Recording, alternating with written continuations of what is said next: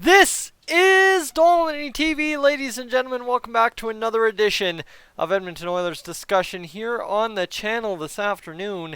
And let me tell you, we got some Oilers news coming down the pipe today. Hold on, I need to get a sip of water because I'm bone dry after being out there hauling house packs today. But that said, we got some news. It's good news, weird news, and let's dive into it. Mr. Caleb Jones has been extended by our Edmonton Oilers. We'll get to that in a second. Guys, if this news, this kind of stuff you want to stick around for, consider hitting that subscribe button. I know I'm going hard on it, but need to. Anyway, that aside, let's get back to that Jones news for a second, shall we? As the Oilers have signed defenseman Caleb Jones to a 2-year contract extension, the 2015 fourth-round pick, 117th overall, has appeared in 40 NHL games with Edmonton so far in his young career. That includes a stint last year and the stint so far this year, recording 1 goal and 8 assists, and of course they hats off, congrats him as well. So, it's a pretty good little contract. Because what I'm going to tell you is it's odd for a couple of reasons. Before I show you the numbers, it's straight up either this. Ken Holland's going to win GM of the Year for what he's done with the limited Oilers cap space and how to set things up next year. Or simply there's more play and we need to discuss that angle. But I really, for whatever reason, I thought about that at first, but I don't think we do. So let's get to it. It's a 2-year contract, and look at that cap hit. You know what? Like, for us as Oilers fans, we aren't so familiar with 6-digit numbers for contract extensions because we've seen much bigger than that over the years. So 825 followed by 3 zeros. That's your cap hit for Caleb Jones for the next 2 years.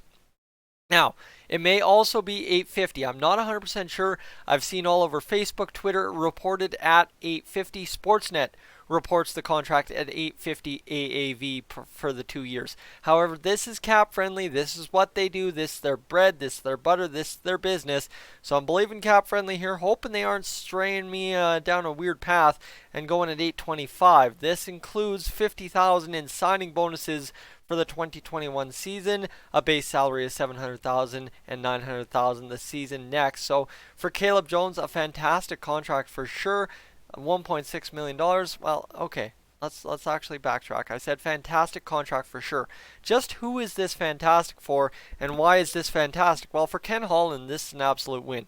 Because here's what you got. You've got a contract for a rookie who hasn't, I mean, by any means shown a lot, but generally I'd say in rookie extensions, this is something you don't often see coming out of an entry-level contract. Usually that first contract is $1 million, because you look at the contract extensions for guys like this Christian Wolanin, Carl Dahlstrom, Anton Lindholm, Matt Roy, Joe Hicketts, Trevor Carrick, Daniel Brickley, Brogan Rafferty, Josh Tevis, Nick DeSimone. So you stop me. Stop me when you hear a name that really is that big. There isn't. So that's where I'm going with this. Caleb Jones is not a big name either, right? Caleb Jones was drafted way back when in, well, we got the news there, 2015, and of course with that 4th overall selection. So that's a long time ago. Let's just think Connor McDavid was drafted 1st overall in that draft, and we're getting this kid in 40 games into his pro career at this dollar margin. But what is he showing? 9 points. He's a 3rd pairing defenseman, and this is where expectation meets reality. I think this is, if we're not going to claim conspiracy theory on this, and we're going to claim that Ken Holland did a good job negotiating this contract, which I am inclined and really want to do here, is the simple fact that this is the perfect contract for a guy that has to prove something and especially has to stick around this team somehow. And I think the main sticking point for Caleb Jones and Ethan Bear, and of course Darnell Nurse, and maybe the bigger guys, Clefbaum, Larson, Russell, Benning to a degree, right, is everybody the price point. Because we have to somehow build this team to be bigger and better and badder next year while balancing the rookies, this, that, and the other thing. I've discussed it a million times over. There's 100 ways to do this, and this is just one of them by signing Caleb Jones to an absolute bare bones contract. Let's be serious. By year number 2 of this contract may very well be below, because that'll be the season that the Seattle team is in the NHL. This may be below the the threshold, the minimum league contract threshold. And that's something I didn't think about. I'm glad I mentioned that word Seattle, because there's a couple of ways to now digest this the other way, right? Okay. So if this is a great contract by Ken Holland, this is how to keep a kid playing, how to keep him in the lineup, keep him relevant to the team, that kind of thing. He's not costing you anything, so you can find a spot for him. Here's the other side. Is by 2021, 2022, you're going to have to protect him. Essentially, if I read everything correct, you will have to, if he plays the full year this year, the rest of the way home, and then plays all of next year, if I understand the rules, you will have to protect Mr. Caleb Jones. And let me see if I can quickly go to the interactive section of let's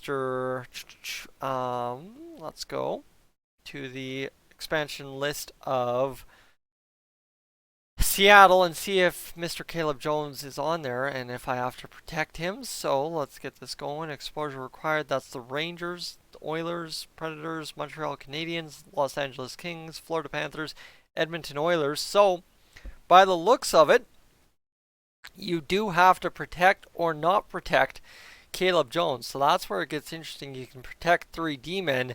So yeah, Caleb Jones, more than likely exposed in that Seattle expansion. There you go. That's an interesting note for you as an Oilers fan. Caleb Jones, due to this contract, now eligible to be exposed in the Seattle expansion. So there you go. That's, I think, end of the day, where this all lines up to is this may be a 1-year contract extension with an option for a second. You know what I mean? That's kind of where we'd be going with Caleb Jones on the Edmonton Oilers. But at the same rate, even if we're not talking Seattle conspiracy here, that's who you can let go, and you can build your defense to have 3 guys you want to protect. Maybe. All right, let's go a different avenue, shall we? And talk about how this opens up the trade gate, right? Obviously, this allows you to trade a defenseman that is, to a degree, highly touted, right? Obviously, there's, I think, a lot of teams in the NHL that have their eye on Caleb Jones. Number 1, because he's the brother of Seth Jones. Number 2, because he's a 4th-round pick that's really been able to find a grip into the NHL, and especially from 2015, he's had the development path and had a lot of hype up to him, and it's kind of gone like this overall. And realistically, why wouldn't he be a valuable trade chip, especially considering he's keeping afloat, not doing excellent or stellar on that 3rd pair, but he's keeping afloat while Matt Benning's gone on the 3rd pair in the NHL. And we've seen what he can do in the AHL. The promise is there with Caleb Jones. And guys, trust me, I am hyped on this guy as much as any of the prospects in the system, because this is one of the biggest prospects from that 2015 draft that I grew attached to because of a video game. I know that seems like a silly reason, but it still gives you a reason to believe in this kid. And for me, that's my reason. So 825, talk about that, right? Talk about trading Caleb Jones. You've got him for 2 years at 825 if you trade for him this season. Wouldn't you be willing to give something up for a guy that could be potentially your best defenseman by year number 2 of that contract? I think you'd be inclined to do that. So for Caleb Jones, definitely some interesting goals going in next season. And what this also does, what we haven't discussed and what we need to discuss with the Oilers cap situation is, let me get there just quickly, as let's go over to the Oilers cap situation for the 2022 season. This or 2021, yeah, that's the season. That gives you Caleb Jones, that gives you Klefbom, Larson, Russell guaranteed for next year, as well as Caleb Jones. Then you've got Nurse to sign, Legason to sign, Bear to sign, and of course Manning's off the books. But that gives you another option, right? So the Oilers maybe building their defense for next year, building a trade chip, or potentially taking a gamble on a kid to keep him around as long as possible before the Seattle expansion. There's so many ways to go about this with the Oilers that I don't think anybody's going to be necessarily right, especially considering what we've seen about Caleb Jones so far, unless I'm missing something on Twitter. But normally I don't miss much on Twitter because everybody